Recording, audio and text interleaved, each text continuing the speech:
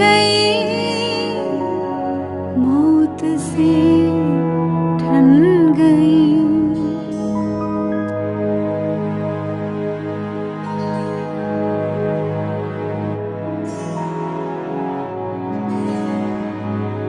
जूझने का मेरा इरादा न था,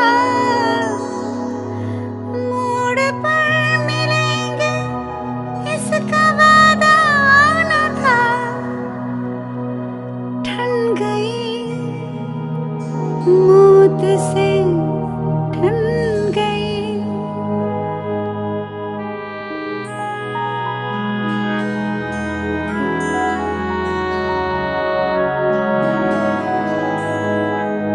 रास्ता रोक कर वो खड़े हो गए, यूं लगा जिंदगी से बड़े हो गए। ठन गई, मौत से ठन गई। मौत की उम्र क्या है, दो पल भी नहीं। मैं नहीं बोल सकती। मैं आज सवेरे से बहुत परेशान।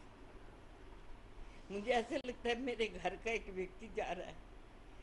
बीजेपी छोड़े मुझे कई वर्ष हो गए हैं, 16-17 वर्ष से मैं एक्टिव नहीं हूँ, लेकिन अटल जी के लिए मेरे दिल में दर्द है।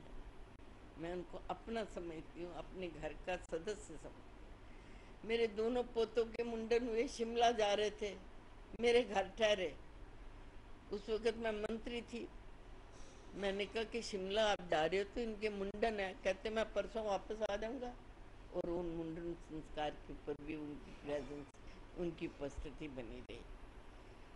ये मतलब नहीं है कि कोई मेरा वो लिहाज करते थे, लेकिन उनके मन में कार्यकर्ता की पहचान थी। वो अपने कार्यकर्ता को कभी निराश नहीं होने देना चाहते थे। कि मेरे बड़े बेटे की शादी हुई, मेरी कोई आर्थिक स्थिति बहुत अच्छी नहीं थी। मेरे पति प्रोफेसर थे, हम खाते पीते मध्यम वर्गीय जैसे होते ऐसे थे। 30 आदमी कार्यकारिणी के अटल जी लेकर मेरे घर आए। छोटी सी जगह, कोई गिला नहीं, कोई शिकवा नहीं, कोई हमारे बैठने की जगह नहीं, कुछ नहीं। उन्होंने वहाँ खूब आनंद से जो कुछ बना था वो आए। दूसरे लड़के की शादी मैंने पेपर मिल ग्राउंड में की थी। फिर वहाँ उनकी मीटिंग थी तो कहने लगा, हमारे से पूछे क्यों नहीं रखा रिसेप्शन, आज हमारी मीटिंग है। अब मीटिंग 7 बजे खत्म होगी तो हम वहाँ कैसे पहुँचेंगे। मैंने कहा मुझे नहीं पता, मैंने तो आपको बुलाना था, बुला लिया। वो मीटिंग उन्होंने 2:30-3 बजे ख़त्म की और वहाँ से 20-25 लोगों की 6 गाड़ियाँ मेरे पेपर मिल ग्राउंड में पहुँच गई। मैं कैसे उनके एहसान को भूल सकती। वैसा व्यक्ति जो हर कार्यकर्ता के साथ एक रिश्ता बना के रखता हो। मैं कोई रिश्ते के योग्य तो नहीं थी। 26 साल तक, 27 साल तक मैं ऑल इंडिया वर्किंग कमेटी की मेंबर रही। उसके बाद मेरे हर दुख सुख के अंदर आना, ये कोई आम आदमी नहीं कर सकता। एक दिन बैठे बैठे हम बैठे थे, मैं उनके घर ऐसे ही चली जाती थी जैसे आप सब किसी के घर में भी चली जाऊं, मुझे कोई रोक टोकता नहीं था। तो मुझे बैठ के हम आपस में चर्चा करने लगे। कहते तू कार्यकर्त्री है ना। मैंने कहा हाँ, आपने बनाया है मुझे, तो आपने ही बनाया कार्यकर्त्री। आप ले आए मुझे ऑल इंडिया वर्किंग कमेटी में, तो लोगों ने मुझे पहचानना शुरू कर दिया। लेकिन कहते हैं एक बात और ध्यान रखना, क्रोध का संयम ये कभी मत छोड़ना।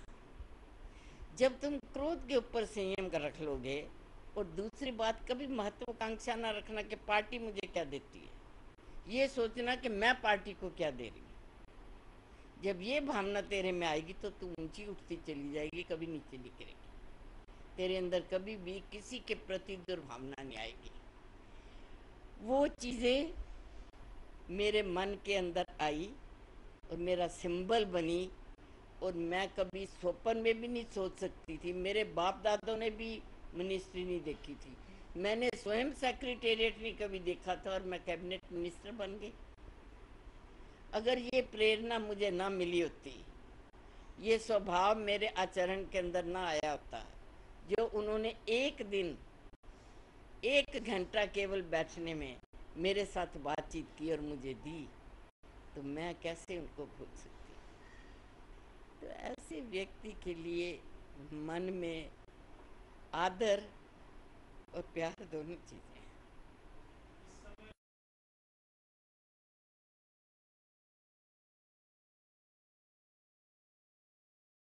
बड़े लोग कहते हैं कि अडवाणी जी के साथ उनका आपस में ऊपर ऊपर से थी, नहीं। अटल जी अडवाणी जी को बहुत प्यार करते थे। कभी भी कोई बात होती थी, कहते अरे भाई मैं तो सिर्फ बोलने ही वाला हूँ, सारा काम तो अडवाणी जी कर रहे हैं। यानी हमेशा दूसरे को प्रशंसा देनी और कहना कि मेरे तो दाएं हाथ के, मेरी तो दाएं बाजू जो है ना वो अडवाणी जी हैं। इससे उनकी निरहंकारता दिखाई देती है कि उनके अंदर अहंकार नहीं था। चिंतन और मंथन दोनों वो इतने गहरे थे, अगर वो गहरे ना होते तो अमेरिका जैसी सैटेलाइट को वो पीछे न छोड़ते और पोखरण का टेस्ट न करते। इतनी मानसिक स्थिरता थी और संकल्प शक्ति इतनी दृढ़ थी कि जो सोच लिया वो कर लिया। नहीं तो अमेरिका की सैटेलाइट आपको पोखरण टेस्ट करने देती? उसको उससे कैसे छिपकर इन्होंने किया? तो ये तो इनकी अपनी ही नीति के ऊपर आधारित था। तो मानना पड़ेगा कि ये महान व्यक्तित्व इस देश के अंदर एक धरोहर की तरह हमारे पास आया। ढल गई